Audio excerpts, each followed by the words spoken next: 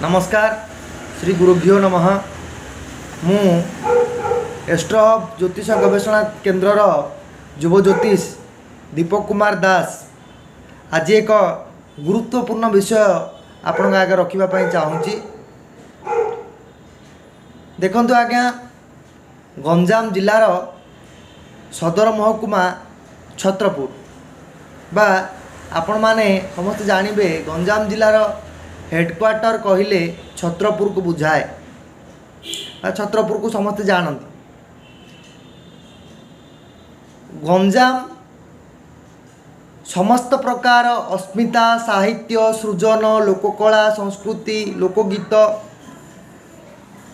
बहु कला परंपरा ऐतिह्य को लेकिन तैयारी आगे किंतु बड़ दुर्भाग्यर विषय गंजामर सुपुत्र मानक परिचय आज आंभ मेधावी छात्र छात्री माने बा आंभ उत्तरदायित मानक पाखरे पहुँचुनी बा उत्तरदायित माने गंजामर ऐतिह्य कला संस्कृति प्रेमी कवि स्वाधीनता संग्रामी इत्यादि मानक विषय धारणा नाही। बड़ आश्चर्य लागिवो आउ किछि दिन परे बा आउ किछि वर्ष परे कवि सम्राट उपेन्द्र भंज कहिले आंभ पिले चिन्हि पारिबे नाही वर्तमान मध्य चिन्हि पारु नाहांती। अधिकांश पिला बा अधिकांश पीढ़ी बा युवपीढ़ी कवि सम्राट उपेन्द्र भंजंकर फोटोटे चिन्हि पारु नाहांती कि फोटोटी को केबे देखि नाहांती। कवि सूर्य बलदेव रथंकर गोटे कविता बा गोटे बही बा गोटे पद पुओ माने कौन सी पिला आसुनी गोटे पिला समस्त को जोड़ हस्तर निवेदन आज्ञा आम परिचय आम संस्कृति आम माटी जन्म होइतिबा महापुरुष मानकर कृतित्व ऐतिह्य युवक मानक पाई इंस्पायरेशन बा प्रेरणा सारा गंजाम जिलार प्रशासन को मु जोड़ हस्तर निवेदन करुछि जे अंततः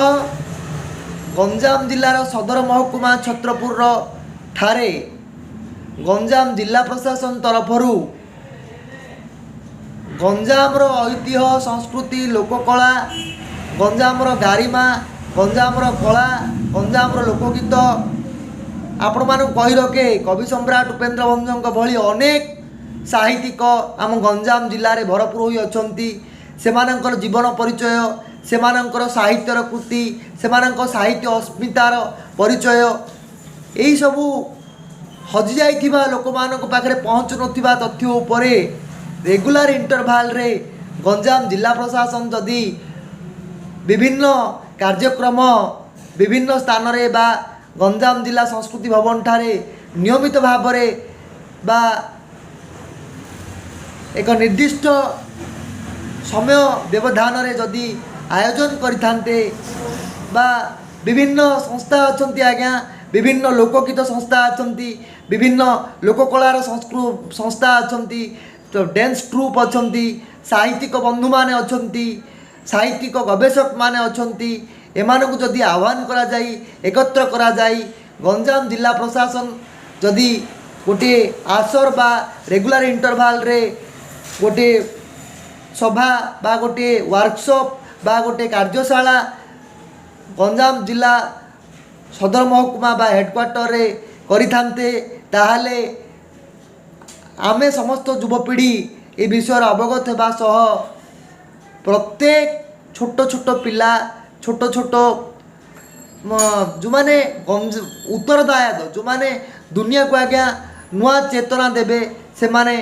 गंजाम जिलार समस्त परिचय गंजाम जिलार गौरव गंजाम जिलार लोकगीत गंजाम जिलार लोक संस्कृति गंजाम जिलार लोककला गंजाम कवि मानकर परिचय गंजाम जिलार स्वाधीनता संग्रामी मानक परिचय इत्यादि अनेक गंजामर परिचय जहाँ कह जाए एबाउट गंजाम विषय सबू जानी पारथान्ते जद्वारा पिलामानंकर अनेक आग्रह अनेक उद्दीपना ପିଲାମାନଙ୍କୁ ଯୁବକମାନଙ୍କୁ ଛାତ୍ରଛାତ୍ରୀ ମାନଙ୍କୁ ଅନେକ ପ୍ରେରଣା ମିଳିଥାନ୍ତା, ଯାହାଦ୍ୱାରା ସେମାନଙ୍କୁ ଗଞ୍ଜାମ ପ୍ରତି ସେମାନଙ୍କ ମମତା ବଢ଼ିଥାନ୍ତା, ଯାହାଦ୍ୱାରା ପୁଣି ଗୋଟିଏ କବି ସମ୍ରାଟ ଉପେନ୍ଦ୍ର ଭଞ୍ଜ, ପୁଣି ଗୋଟିଏ କବି ସୂର୍ଯ୍ୟ ବଳଦେବ ରଥଙ୍କ ଭଳି ପ୍ରଚଣ୍ଡବାନ ପ୍ରତିଭା ପିଲାଙ୍କ ମନରେ ଜାଗି ଉଠିଥାନ୍ତା। ଗଞ୍ଜାମ ବି ଭବିଷ୍ୟତରେ ଆଉ ଗୋଟିଏ ଉପେନ୍ଦ୍ର ଭଞ୍ଜ ତ ଜୀବନରେ କେବେ ହେଇପାରିବେନି, ଉପେନ୍ଦ୍ର ଭଞ୍ଜଙ୍କ ଭଳି ପ୍ରତିଭା ଦେଖିଥାନ୍ତା। ଏହି ଆଶା ନେଇ ମୁଁ ଆଜି ସମସ୍ତଙ୍କୁ ଅନୁରୋଧ କରୁଛି ଯେ ଜିଲ୍ଲା ପ୍ରଶାସନ ଆଉ ଜିଲ୍ଲା ସଂସ୍କୃତି ବିଭାଗ ଇତ୍ୟାଦି ଭାଇ ବନ୍ଧୁ ଏବଂ ସମାଜସେବୀ ବୁଦ୍ଧିଜୀବୀମାନଙ୍କୁ ଅନୁରୋଧ କରୁଛି ଯେ ଅନ୍ତତଃ ଗଞ୍ଜାମର ପରିଚୟ ବିଷୟରେ ରେଗୁଲାର ଇଣ୍ଟରଭାଲରେ ଏକ କର୍ମଶାଳା ଗଞ୍ଜାମ ଜିଲ୍ଲାର ସଦର ମହକୁମାରେ କରାଯାଉ, ଯାହା ଗଞ୍ଜାମ ପାଇଁ ଏବଂ ସାରା ଓଡ଼ିଶା ପାଇଁ ଗୋଟେ ଇନ୍ସପାଇରେସନ୍ ହେବ। ଗଞ୍ଜାମ ଜିଲ୍ଲା ସବୁବେଳେ ସାରା ଓଡ଼ିଶାରେ ଇନ୍ସପାଇରେସନ୍ ବା ଆଗୁଆ ରହିଛି। ଗଞ୍ଜାମର ପଦକ୍ଷେପ ସାରା ଓଡ଼ିଶା ଅନୁକରଣ କରିଛି। ଏହି ପଦକ୍ଷେପ ମଧ୍ୟ ଭାବୁଛି ସାରା ଓଡ଼ିଶା ଅନୁସରଣ କରିବ ଏବଂ ଏମିତି ଯଦି ସବୁ ଜିଲ୍ଲାରେ କରାହେବ ସବୁ ଜିଲ୍ଲାର ବିଷୟ, ତାହେଲେ ବହୁତ ଇନ୍ସପାଇରେସନ୍ ଯୁବପିଢ଼ି ପାଆନ୍ତେ, ବହୁତ ଇନ୍ସପାଇରେସନ୍ ସ୍କୁଲ ପିଲେ ପାଆନ୍ତେ, ଆଉ ପିଲା ଭୁଲନ୍ତେ ନାହିଁ ତାଙ୍କର ଜିଲ୍ଲାର ଅସ୍ମିତା, ମହାପୁରୁଷମାନଙ୍କର